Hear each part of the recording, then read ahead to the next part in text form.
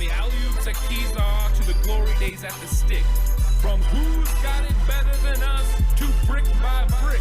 It's always the 49ers way, from off-season to game day. Yeah, we talk back. It's the 49ers Cutback.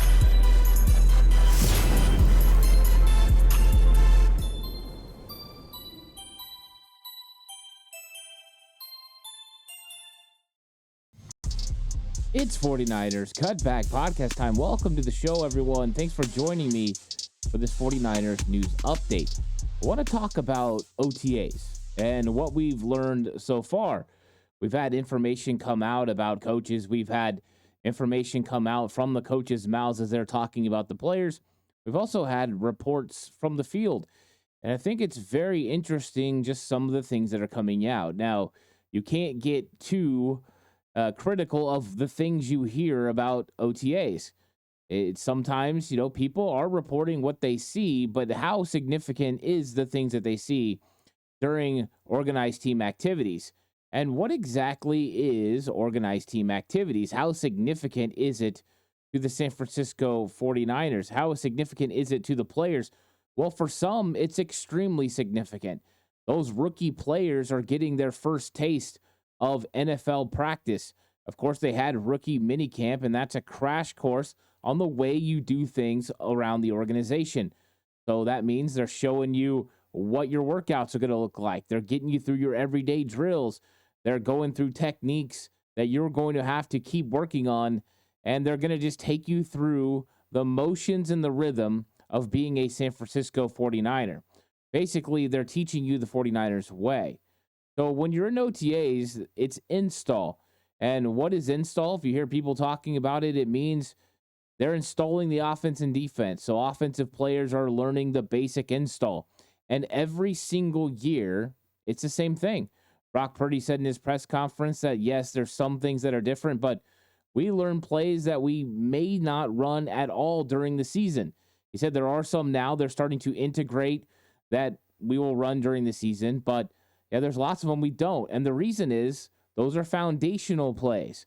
Everything that you learn within those plays, it builds into other plays as the season progresses. So that is exactly what the rookies are learning right now is install.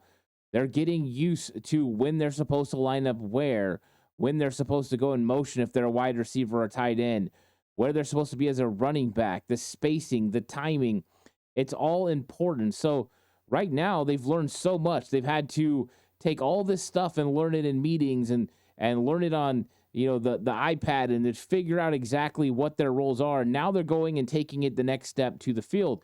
And this is just the part we've seen. They've already had phase one. This is phase two of the offseason program. So there's a lot that can be learned for the rookies, especially veterans being there, not as important. And we're going to get into that in just a second. Please like and subscribe to the channel if you haven't already. I really appreciate you. A lot of people subscribing, and that means the world to me. If you're listening on audio platform, 49ers Cutback on Believe, that's available on all audio platforms, including Spotify and Apple Podcasts. And if you're going to bet with Bet Online. Bet Online is your number one source for the NBA and NHL playoffs this season. Every stat, every matchup, and even live odds while the games are being played. When the game's over, head on over to our online casino and get in on the game of blackjack or poker, or unwind with one of our over 150 slot games. Head to the website today to get in on the action. Don't forget to use the promo code BELIEVE, that's BLEAV, for your 50% welcome bonus on your first deposit. Bet Online, the game starts here. So, players showing up. It's been reported all week, and some guys showed up that were unexpected. Guys like Deebo Samuel and Nick Bosa, they showed up at OTAs, and Bosa hasn't showed up to OTAs since his rookie season. So that was a little bit shocking, especially when he revealed in his presser that it was actually Kyle Shanahan that was asking him if he would come a week earlier. He planned to come next week, but he came out this week. And, of course, the 49ers are building this week and next week for their mandatory minicamp at the beginning of June. Then they'll be off and on hiatus until they come back for training camp. So Debo being there with those young rookie wide receivers is very important. And Nick Bosa being there with the veteran defensive linemen that they brought in, including Leonard Floyd and Yatir Gross-Matos, is very important. Malik Collins didn't show up, and people were like, Malik Collins, how could you not show up? You're a new player on the team. Well, they're voluntary workouts. And Malik Collins has got some kids graduating in Texas before he moves out here. That's okay. Allow Malik Collins to come out next week. He'll be just fine. He's a veteran. He understands what his role is. It would be a lot crazier if this was a rookie we're talking about. So is it important that veterans aren't there? Not entirely. If you have some veterans there that are helping get the rookies the right illustration on how to do things in the 49ers way, then you don't have to have them all there. George Kittle's there. Fred Warner's there. Are they practicing? No, but they're there. Kyle Juszczyk is there. There's plenty of veterans that can help along the way, so it's not that significant. There was no expectation on Brandon Ayuk showing up and practicing for OTAs. Just none. Because he's in a contract negotiation. Jawan Jennings hasn't signed a tender. Does Jawan Jennings need to be at OTAs? Absolutely not. He knows the system inside and out. He doesn't need to be there. He can do his own work. Do the coaches want them there? Of course they do, because they want to get their eyes on them. They want to be the ones that work with them. They want to make sure they get the proper reps. But is it necessary? No. And then Christian McCaffrey. Yeah, he was there for OTAs. And I got a text message right away when Christian McCaffrey wasn't there. It was like, hey, this is alarming. People were posting on social media, especially content creators, like, this is alarming. And it's like, it's not that alarming. And I don't know if there's a contract dispute. I don't know if he wants more money. I'm not really worried about that. I just know that part of the reason Christian McCaffrey was with the 49ers last year for every single step of the offseason workout program is because it was his first offseason with the 49ers in their offseason workout program. So he went through all the processes of learning this offense consistently the way that Kyle Shanahan teaches it. Complete OTAs, complete offseason, complete training camp, everything. It's just a smart veteran move. So am I worried about Christian McCaffrey not being there? No. Everyone's going to show up at training camp. The only one that potentially I believe could hold out would be Brandon Ayuk. I don't think Jawan Jennings would. I don't think he's made enough money in his career to risk losing money in training camp, like looking for a new contract. He will eventually sign his 1-year tender and play under that tender. I don't expect an extension to get done. I would love if it happened. Don't expect it to get done. And there's no way a team around the league is going to offer a second-round pick by signing Jawan Jennings. So not only would you have to give up money, you have to give the 49ers a second-round pick. I don't think that's a possibility. So the likelihood is Jawan Jennings will end up showing up before training camp and sign his 1-year tender. So you don't really have to worry about that. Now, we did get some insight into the offensive line. So one of the revelations that came out was Jake Brendel is dealing with knee tendonitis, and Shanahan misspoke and said knee arthritis, and boy, did it blow up all over social media, about, hey, arthritis. Kinlaw was dealing with arthritis. This is terrible. Jake Brendel's in a lot of hurt. Like, what are we going to do? Which one of these offensive linemen is going to step in and start? And then it came out that he just misspoke. He said arthritis. He meant tendonitis, and tendonitis, a lot of times you need rest. Now, it can flare up. It could always persist. It could be a problem that Jake Brendel has to deal with. That is definitely a fact. But I don't think it's anything to really worry about yet. Let's see what happens when he gets to training camp, how much he's able to practice. This is a guy that started for the 49ers for 2 years straight, hasn't missed a game. So I think they're feeling pretty comfortable with his longevity and his ability to show up and play. But what it did do would reveal what would happen if Jake Brendel was out. That was a big question mark, because we know coming into the season, it's very likely that Aaron Banks is left guard, John Feliciano is right guard, and Jake Brendel center. The thought process was, though, what would happen if Brendel went out? Would they leave Feliciano at guard and put Ben Bartch at center? Or would they go with Feliciano at center and Spencer Burford at guard? And that has somewhat been revealed. Now, these things can change. It's definitely just the opening look at it. But I do think it gives us a good look at the 49ers offensive line and the value that they have. And what happened was Brendel's not there, can't practice. John Feliciano did move to center. That could mean that Ben Bartch is thought of as a third option at center behind Feliciano. Now, Feliciano is a good player, and he's a good center and a good guard. So that makes sense that Barch might have to take a step back. But if he's going to make this football team, he has to look like he is a real option to be the backup center for the San Francisco 49ers team. And in stepped at right guard, Spencer Burford. And so this is what I've been kind of saying. If you're on Patreon, you know that I've been going through each position group and doing my 53-man roster, prediction. And Burford's been one of the most interesting ones. Him, Ben Barch, and Nick Zakelj figuring out which one makes the team. Its versatility outweigh Burford's ability that he showed in his rookie season. It's been something that's kind of fun to talk about. But Burford stepped in, and we're going to see what Burford looks like. Is it going to be more in tune with what we saw in his rookie season, a player that was playing, beyond expectation, or is this going to be what we saw last year, his sophomore year, where it felt like he wasn't as confident, he wasn't as able to anchor, and he took a little bit of a step back, including the Super Bowl, where he just made a very big mistake. That wasn't the norm for Spencer Burford in his rookie season. So you got to give the guy an opportunity to go out there and prove it. And it looks like the 49ers are going to give him that opportunity. Right now, he's the number 2 behind Feliciano. What was interesting, though, is I know me, and I've heard others say as well, believe Dominic Puny would get left guard reps. But he got right guard reps. Now, could that be because of Feliciano? They just moved him over and allowed Ben Barch to get left guard reps? Yes, that makes sense. But the fact that he moved over to right already could mean there's more of a competition there than we'd even like to admit. Jared Kingston took right tackle reps. Sometimes when you don't have Trent, you don't have other guys, you have to move guys around to make sure it's even and get reps. And guys like Kingston, Barch, Zakelj, they can play multiple positions. So we'll see what it looks like at a training camp.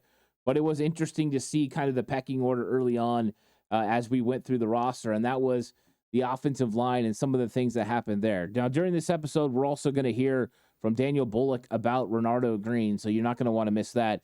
Plus, Daniel Bullock also talks about what they do to make sure the rookies aren't overwhelmed.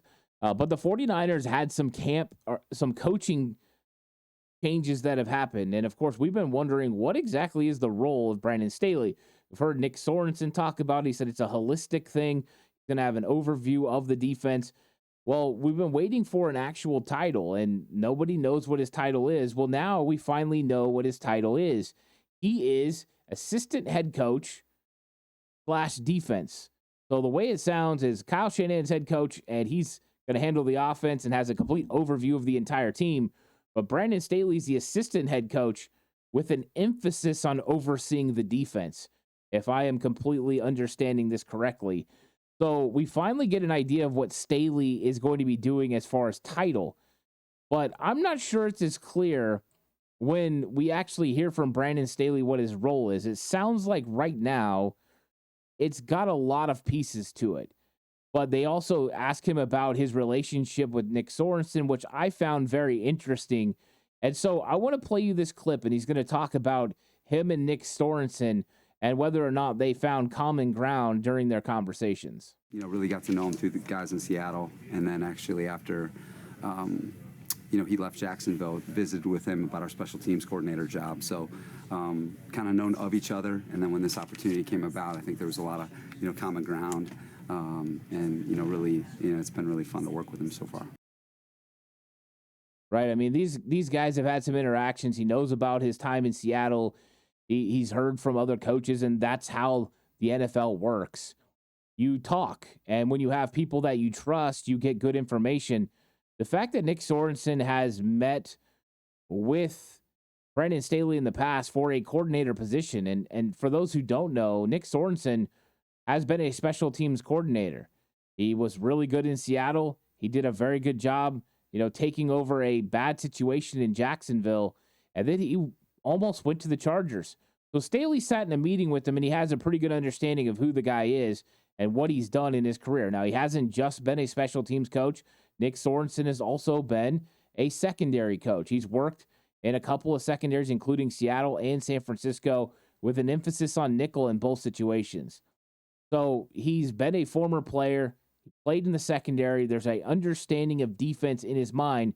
but he's also been a coordinator, which means he has to have a holistic view on what he's doing on his side of the ball because it is a third of the game. It's often overlooked, but it's definitely a third of the game. So you got a Sorensen-Staley relationship there, and they're trying to figure out exactly what the common ground is and what exactly is the role of Brandon Staley. Well, they just point blank asked him, hey, Brandon, like, what is your role here in San Francisco? Can you sketch out what your role is? What you and Nick have decided kind of what your role is going to be, like during the season, during the week, during the game? Yeah, I mean, we'll work through all the seasonal rhythm stuff, but I think, I'm going to be here for, Kyle and John, where they need me to be. I think it'll be kind of a combination of, all my roles in the NFL, but I'm going to be working, primarily on defense, and but I'll be with, a lot of the different position groups, mostly in the secondary, and then working with Kyle, closely on a lot of other things. It's going to have a combination of roles, a combination of things he's done in the NFL before. So what has he done in the NFL before? Well, we know that when he was with the Chicago Bears under Vic Fangio, he worked with linebackers. Then they went to Denver and he worked with linebackers, and it feels like he had a little bit more to do with the defense than just linebackers because he had some familiarity with Isaac Gurendo, who was a part of that secondary. But then he goes to the Rams as defensive coordinator, and they become one of the best defenses in the entire NFL. And that helps launch him into getting the head coaching job with the Los Angeles Chargers. So he's been head coach, he's been defensive coordinator, he's been, a assistant, and he looks like a guy that understands football very well. So whatever the role is right now, I'm not sure it's completely defined, but I think the best way to look at it is just like his title is assistant head coach. So he's going to have some responsibilities where he's working with Kyle as far as making sure they're managing the defense correctly. He's going to try to keep as much of the defensive issues off of Kyle's plate as possible.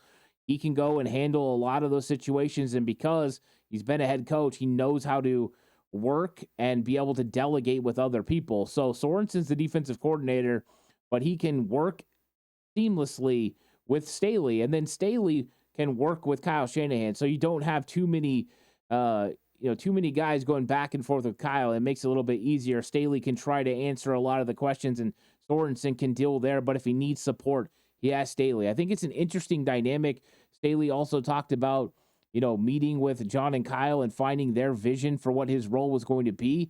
And once it felt like it was going to work, then he made the idea to come there. So it's an interesting dynamic between the different guys. But Staley, we don't know for sure what that role is going to be. We don't even know if he's going to be on the sidelines or in the booth. They asked him about that. He said he doesn't know. He's just going with everything. They're letting this thing play out, but he's going to have some work that he's going to be doing with the secondary.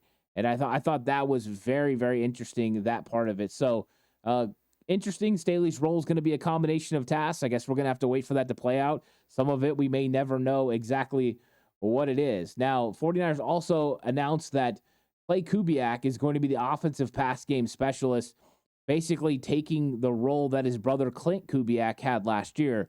Now, Clint had been offensive coordinator for Nathaniel Hackett in Denver, so he came with a little bit more, experience in what was going to be his role as pass game coordinator. Now we've got Clay Kubiak going from helping a lot with the quarterbacks to moving into more of a holistic role, looking at the rest of the positions. And that's something he said in his interview process. So he's basically got the Clint Kubiak role, but he said he was already helping his brother in that area. So he was probably learning from Clint last year, and now he's ready to assume that role. He's going to be working also with the run game coordinators. So it's going to be interesting what he does and how quickly he's out of here, because it took 1 year and Clint Kubiak was the new offensive coordinator and he moved on. How long before Clay Kubiak gets picked up? That Kubiak name carries a lot of weight around the league. Kyle Shanahan and the Kubiaks, they have been intertwined. Of course, Mike Shanahan and Kubiak were involved. So these guys are well tied. And how long will Clay Kubiak? I think he's a fast riser here in the NFL. They also announced that Mick Lombardi, who was formerly the Raiders offensive coordinator for 2022-2023, is now going to be a senior offensive assistant. Coordinators do a good job of adding a guy that's been around, wide receiver coach with the New England Patriots for a few years from 2019 to 2021, and then came over with Josh McDaniels over to the Los Angeles Raiders as offensive coordinator. And, he did a pretty good job there. So 49ers add a little bit more, of talent to the coaching staff with Mick Lombardi. It was kind of thought, what is he going to do? Is he going to be pass game coordinator? What exactly is his role going to be? Is he going to end up being named offensive coordinator the way that Mike McDaniel kind of was, where he didn't call plays, but no, he's just going to be a senior offensive assistant. KJ Wright is not the assistant linebacker coach, but is defensive quality control. And so he'll be handling that. Of course, he spent time with the Legion of Boom, and everyone knows who KJ Wright is. So he understands Sorensen. In fact, he was in Seattle when Sorensen was coaching nickels and working with special teams and all of that. So they have a real familiarity with each other.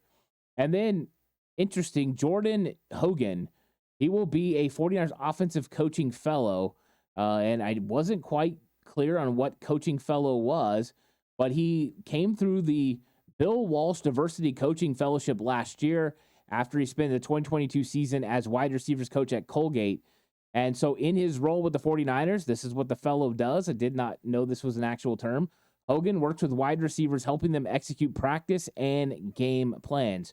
Going to be working closely with Debo, Brandon Ayuk, and others on their game plans and practice plans. So it's pretty cool to see people coming through the Bill Walsh program, the diversity program, and he's had stops in Baltimore and other places as part of this program as well, and now he gets on the 49ers coaching staff.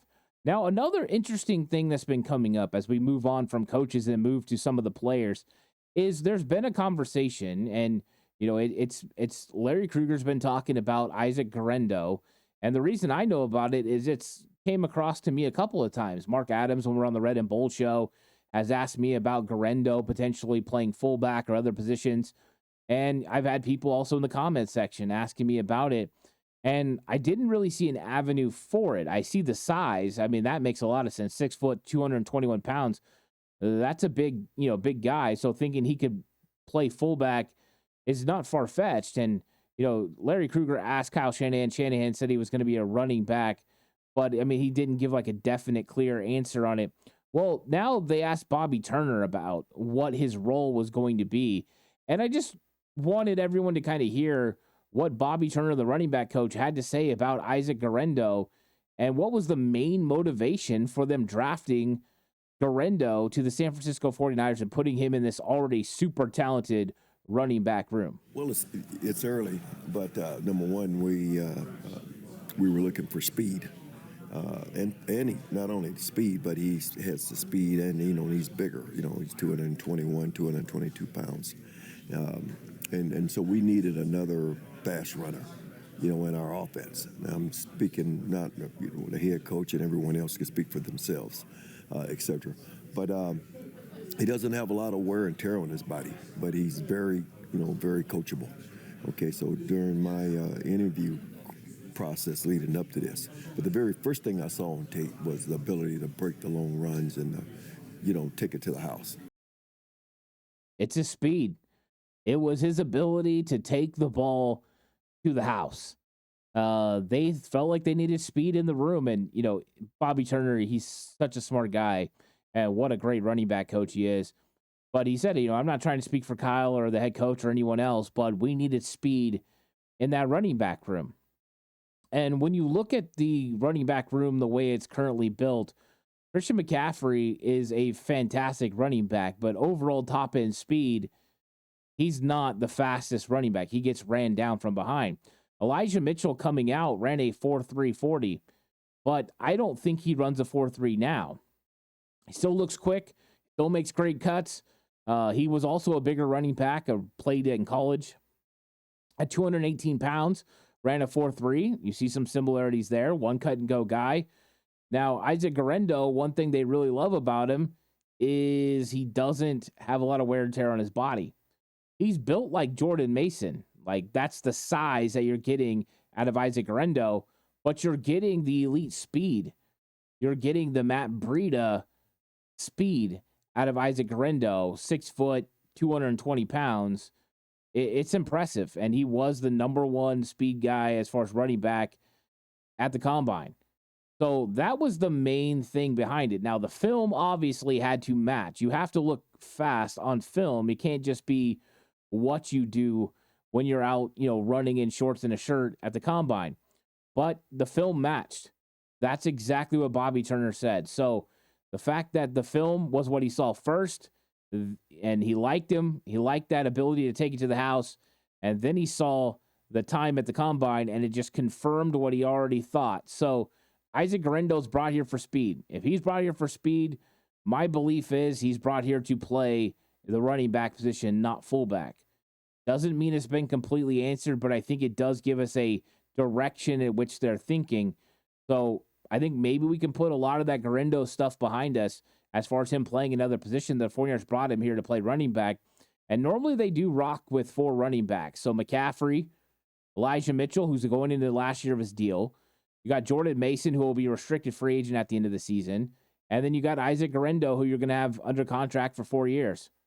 It sounds like a pretty good room, and you got some diversity as far as what they do.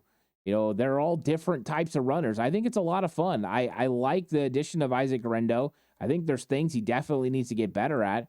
The speed is evident, and we've documented it a little bit. And I'm going to get deeper into Gurendo and stuff in future episodes. But to me, Gurendo, the way Bobby Turner talked about him, and he talks more. There's more of this, conversation about Gurendo, and we'll get into it even more because he talks about him understanding and having real knowledge of the football game and offense in general. So it's a lot of fun.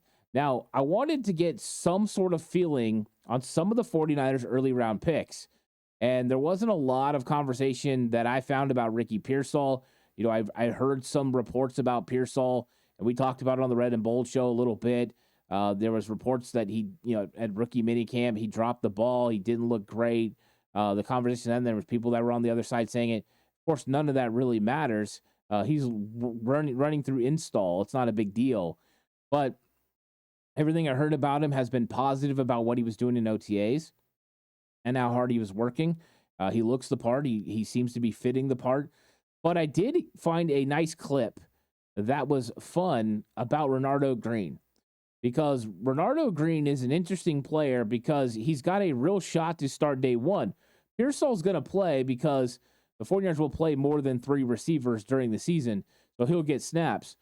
But other positions, Dominic Pooney might not have that much opportunity. Malik Mustafa might not have that much opportunity with 2 guys starting ahead of him and only 2 positions available with free safety and strong safety.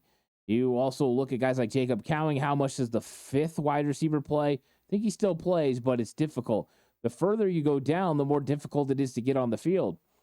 But Renardo Green has the ability to start potentially. We've heard from John Lynch and Kyle Shanahan that potentially he could start at nickel, and that's where they were going to start working him in. So here is what Bullock had to say about Renardo Green and what he's doing right now and what he thinks about Renardo Green's skills, talent, and what he looks like as a player. Renardo Green early. Smooth athlete, very mature. He's fluid. The thing is with him is he moves like water. It's changed the direction, got quick feet, and then a guy that it never seemed so big for him. He always even kill. Whether if he make a bad play, he make a good play. He's always even kill. It's never too big for him. He learned 2 positions right now, which I talked about earlier, which is hard for him. But he's doing a great job handling that mentally. He's not making many busts. He's flying around. He's doing the best he can. He's getting better each and every day. Fluid like water. Boy, do you want to hear that about your defensive backs, especially your corners. And why do you want to hear that? Because there needs to be fluidity in their hips so they can change direction. They can roll over and run with someone. When you get someone with stiff and tight hips, when they're in their back pedal and they try to roll over or break with somebody, it's more herky-jerky. They lose the ability to stick right on that guy. So what you get is separation. Renardo Green, the way he's talking about him and his ability to change direction on a dime because of that fluidity in his hips, that's awesome. That means he's going to be able to stick with guys potentially playing the nickel position. Now, he talked about he's learning 2 roles right now. They want the versatility to be able to play him inside now, depending on what the matchups dictate. That means that he's got to learn how to play nickel, and he's got to learn how to play on the outside. And we know that he played a lot of outside at Florida State, but playing inside is such an adjustment for any player, let alone a young player. They have to learn to play in run fits in concordance with what the linebackers are doing, what the defensive line are doing. You have to be plugged in. You have to understand where they're going to be and what your gap responsibility is going to be. Am I the force defender? Am I turning this thing in? Am I the alley defender? Am I making the tackle? Do I have C gap responsibility on the backside and I'm supposed to come up and make sure I'm there for the cutback lane? Do I need to get downhill and stop this play at the point of attack? And all the while, you have coverage responsibilities. It's a difficult position. There's a lot to learn. You also have blitzes. You have all kinds of things you have to do as far as pre-snap and post-snap adjustments. You know, what are you going to do in this certain coverage? What do you do if this route breaks off this way? There's so much to learn. Bernardo Green's got the physical abilities. It's all going to be how quickly can he pick up his role. And I think Bernardo Green's up for the task. And I think the way Daniel Bullock's talked about him is like, hey, he makes mistakes sometimes, but he learns from them. He gets past them. He goes.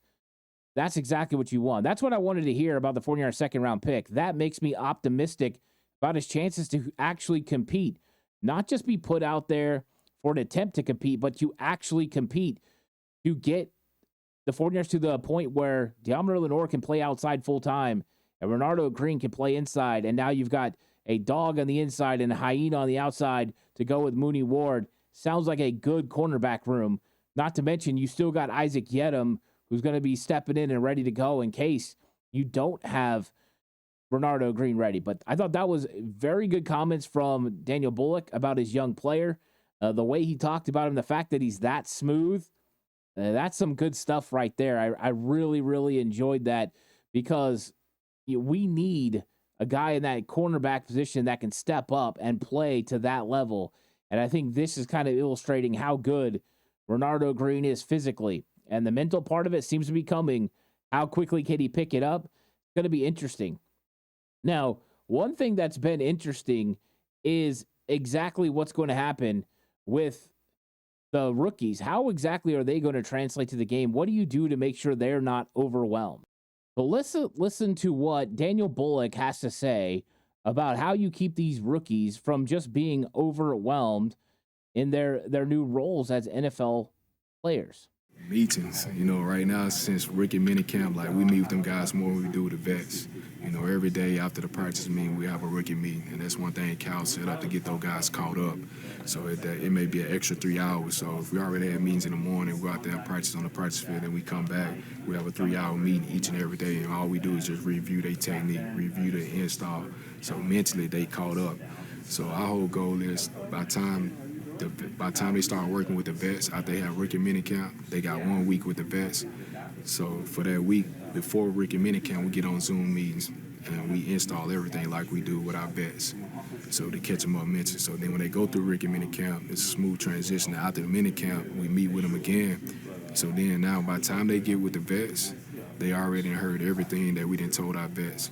So they already ahead of the curve from a mental standpoint in regards to the install and all that. So when we're able to go out there on the field, they know exactly what the coach is talking about. They know exactly what the call is. They can get a line up and they can execute their call. I know it was a little bit of a longer clip, but it was a lot to give you an idea of what a rookie and what a rookie's day looks like and what the early part of his career looked like. It's all about getting him to the point where they are capable of handling everything you're throwing at him. So it's meetings, and it's 3 hours of meetings every single day. So that way they can go over the film and the install. They can answer questions. Coaches can work with the players and figure everything out, because the goal is to make sure that they are up to the level of the veterans when training camp starts. You want them to understand what exactly is expected of them, what the install looks like, what their roles and responsibilities are, what their techniques are. Because when you get into training camp, yes, you're doing install again. The install they're doing at OTAs, they're going to do it again. And there's going to be phases to what they're doing as far as their install and their learning. but you don't want to be teaching it. You just want them to go out there and run it. You want them to go out there and start doing it, and the coaches are going to be coaching them on technique and getting them to do the things right. But you have to make sure that these guys are able to handle those responsibilities. And we've seen some players through the years, rookies, that look like they're underwater when they get out there. They don't understand where they're supposed to line up. They don't understand what's supposed to happen. If you don't have a firm grasp of the install, the base offense, the base defense, then when things start getting built upon it, you don't have any basis for understanding that. And it becomes convoluted in your mind. You can't understand exactly what you're supposed to do. All of a sudden, you didn't learn point A, and now you can't understand point B or C. It's very important that you get a real grip on what an offense base is, a defensive base is. So when it's built upon, you understand the principles, you understand what each of the terms mean, so that way it's not confusing for you. Then everything starts making sense. It's like learning a new language. You have to learn the basics before you can learn everything else that goes along with it. So it's very important. They have those meetings to make sure they can get those rookies crammed and learned as much as they possibly can. So that way, when they get to training camp, they know the basic install. They understand what the vets already know, and that way they can start building upon it as well, because you're looking to work these guys in right away. So I thought it was a good revealing answer by Daniel Bullocks, and I like that he did that. And so, I mean, that's the things that are going on in OTAs. Those are the things behind the scenes that you're seeing. You know, these guys are also staying and getting extra work. They're working out. They're going on the field and getting extra practice. Ricky Pearsall's catching extra passes. So there are some things that they're doing at OTAs, you know, that have to be done. And the 49ers are doing the correct thing with each rookie. But if you didn't understand what was going on in organized team activities, this is it. This is the kind of stuff that happens. You have the interviews with the coaches where you learn a little bit about the players, and then you also get to see some of the players on the field. It's all just basic stuff, though. There's no scheme. There's no nothing. You're working on technique. You're working on base plays.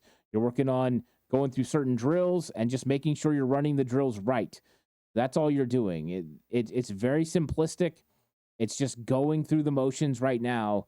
So that way, when you get time to amp it up at training camp, you already did all this stuff, and now you can do it at full speed. Now you can start amping up the intensity a little bit.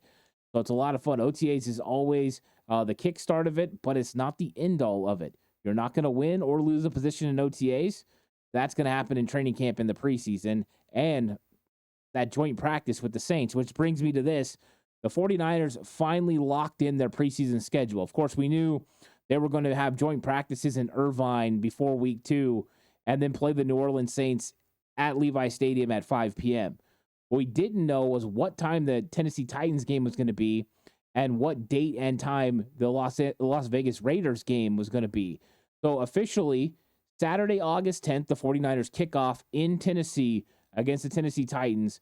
And that game is going to start at 4 p.m. Pacific time. So early kick. It's a Saturday, so everyone, hopefully you don't work Saturdays. You're able to watch that game if you want. Always fun for me. I love watching the guys into the roster get their time, and it could be important. Bubble players, are they going to make the team? If you haven't watched my episodes about the 49ers bubble players on offense and defense, 2 episodes available. Go check those out. Then Sunday, August 18th, they played the New Orleans Saints. Of course, it's more important that week. That game's at 5. More important that week for the practices. The joint practices are more important. In fact, a lot of the players won't even play against the Saints, and the Saints probably won't play their players as much either in that matchup. Then the 49ers conclude the preseason on Friday, August 23rd.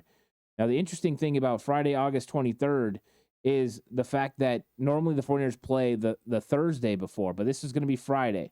And, of course, we know cuts come the next week, so they're going to have some determining factors that are going to play into this.